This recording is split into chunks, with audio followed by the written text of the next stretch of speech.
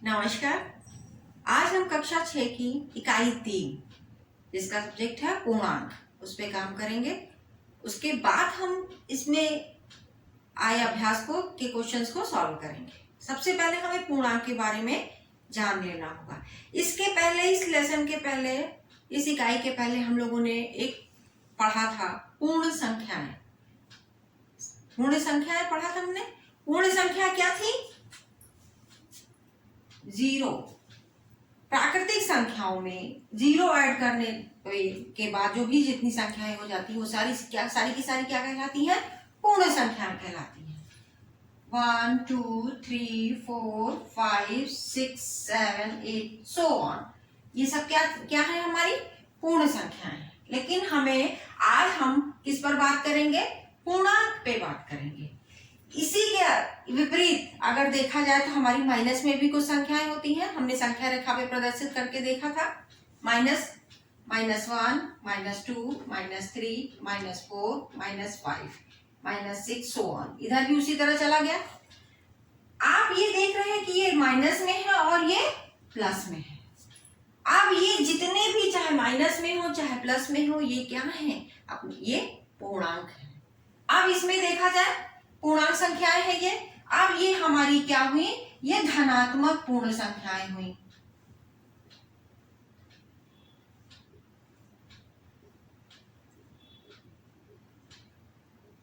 और ये जो माइनस में है ये हमारी क्या है? ऋणात्मक।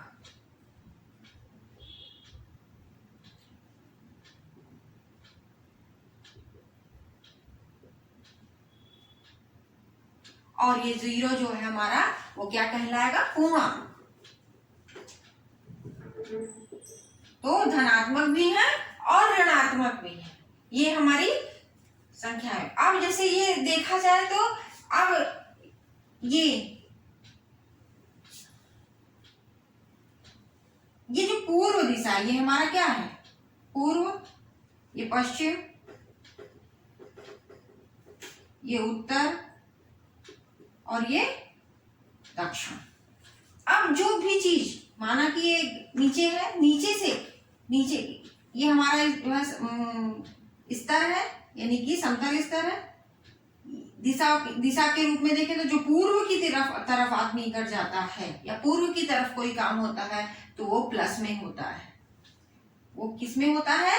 प्लस में होता है। और वही काम अगर पश्चिम की तरफ इधर की तरफ आता है तो वो माइनस में होता है। यानी कि दाएं तरफ जाने पर क्या होगा? वो प्लस में जाएगा और बाएं तरफ आने पर क्या होगा? वो माइनस में चला जाएगा। इसी तरह नीचे की तरफ दक्षिण की तरफ जाने पर क्या होगा?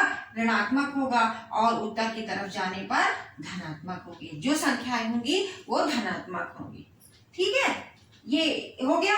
अब एक चीज और इसमें देख लेते हैं। अगर लाभ और हानि के केस में देख ले, लाभ और हानि।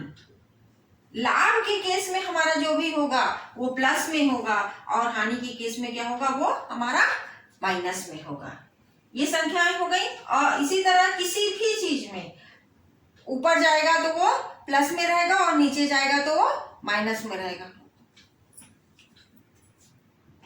इसमें आगे हम दो चीजें और देखेंगे जो इस अभ्यास इनके आने वाले अभ्यासों के लिए जरूरी होगा समझना। उसमें दो चीज है, हमारा योगात्मक प्रतिलोम और निरपेक्ष मान। योगात्मक प्रतिलोम, सबसे योगात्मक प्रतिलोम को अगर देखें हम तो इसमें क्या है? यानी कि दो जो हमारे इंटीजर्स होंगे, जो दो पूर्णांक होंगे, उनको इकट्ठा करने पे उसका मान कितना आना चाहिए? 0 होना चाहिए। माना कि +2 है हमारे पास, +2 है। इसका योगात्मक प्रतिलोम क्या होगा? क्योंकि इसका मान कितना होना चाहिए? 0 होना चाहिए। यानी कि इसके बिल्कुल विपरीत, यानी कि -2 कर देंगे तो इसका मान कितना हो जाएगा? 0। तो 2 का +2 का योगात्मक प्रतिलोम क्या हो जाएगा?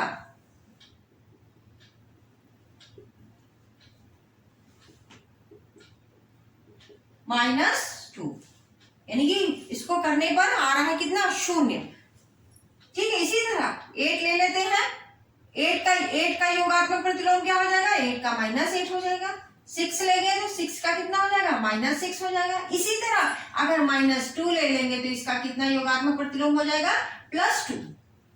और अगर 8 ले लेते हैं, -8 ले लेते हैं तो इसका योगात्मक प्रतिलोम आ जाएगा +8। ये हमारा है योगात्मक प्रतिलोम। इसी तरह एक चीज और है, निरपेक्ष मान। निरपेक्ष मान के बारे में सबसे पहले आप लोग समझ लीजिए कि निरपेक्ष मान हमेशा प्लस में होता है, पॉजिटिव ही होता है, ठीक है। अब अगर हम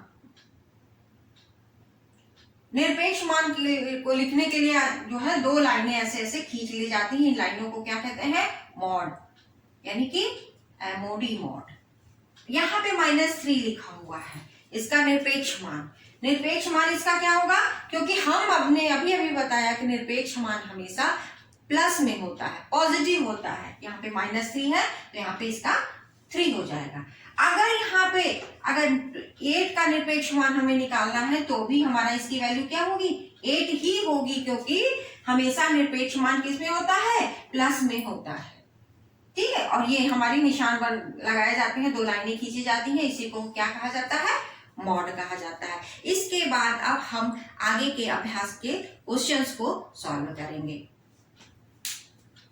अभ्यास 3A का फर्स्ट क्वेश्चन क्या कह रहा है, निम्नांकित सारणियों में रिक्त स्थानों की पूर्ति के लिए सारणी के नीचे चार विकल्प दिए गए हैं, जिसमें केवल एक ही सही है। सही विकल्प चुनकर रिक्त स्थानों की पूर्ति कीजिए। जिसमें से पहला क्या है, इसको हम देखते हैं। ये दिया हुआ है, इसमें यहाँ पे खाली स्थान है, इसको हमें भरना है। देखिए जल्दी देखते हैं हम। देखिए 19 के बाद 23, 19 में 4 जोड़ेंगे तो 23 आएगा। उसी तरह 7 में 4 जोड़ेंगे तो 11 आ जाएगा, ठीक। 23 में 2 जोड़े तो 25 आया, और 11 में 2 जोड़े तो 13 आया। अब यहाँ पे 4 जोड़े तो 29 हो गया, और नीचे देखिए 4 जोड़े तो 17 हो गया। अब 29 का यही यहाँ पे माइनस लगा दिया गया, और यहाँ पे भी माइनस लगा दिया गया। अब इसके बाद यहाँ पे देखिए 4 माइनस किया गया, 25 आ गया। इसमें से 4 माइनस करेंगे तो कितना आ जाएगा, यहाँ पे 4 माइनस के 25 आ गया, यहाँ पे 4 माइनस किए तो यहाँ पे कितना आ जाएगा, 13। 25 तो यहाँ पे भी -13 होगा।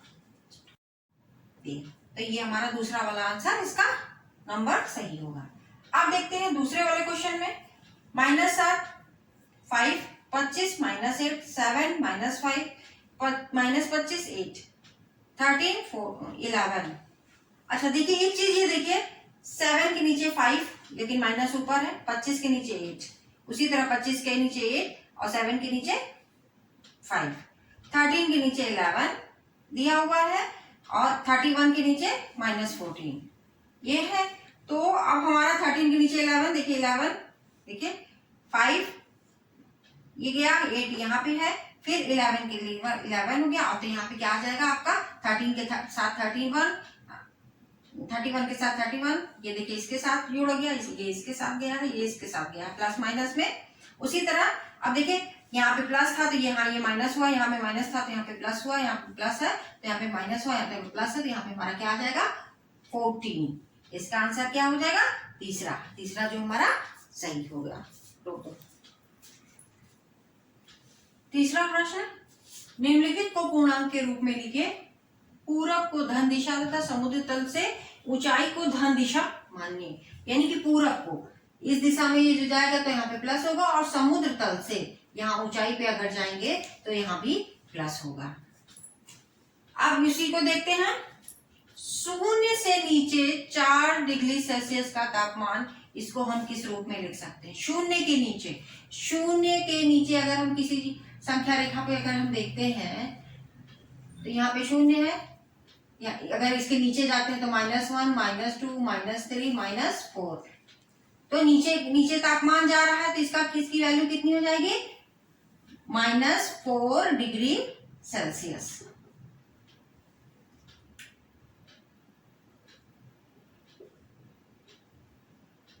ठीक। अब दूसरा सवाल क्या है, 7 कदम पूरब की दिशा में, 7 कदम पूरब। अब देखिए पूरब हमारा ये है, ये है आपका जो है पश्चिम, ये है उत्तर और ये है दक्षिण। पूर्व की दिशा में जाने पे हमारा क्या होता है, प्लस होता है, यानी कि यहाँ पे क्या हो जाएगा +7। पूर्व की दिशा की तरफ क्या हो जाएगा +7। अब यहाँ पे ₹3.28 की हानि दिखा रहा है। हानि के बारे में मैंने पहले ही बताया था कि हानि हमारा माइनस में होगा, तो इसकी क्या हो जाएगी, यहाँ पे हो जाएगा क्या, माइनस हो जाएगा, -3.28 रुपए। अब समुद्र तल से इतने मीटर, 1000 मीटर ऊंचे समुद्र तल से ऊपर जा रहा है, तो क्या होगा, ये अगर समुद्र तल से ऊपर है कोई भी चीज, समुद्र तल से अगर नीचे, ये समुद्र तल है, अगर नीचे जा रहा है तो यहाँ माइनस होगा, लेकिन अगर ऊपर जा रहा है तो क्या होगा, प्लस में होगा। तो इसकी वैल्यू क्या हो जाएगी यहाँ पे, +1000 मीटर।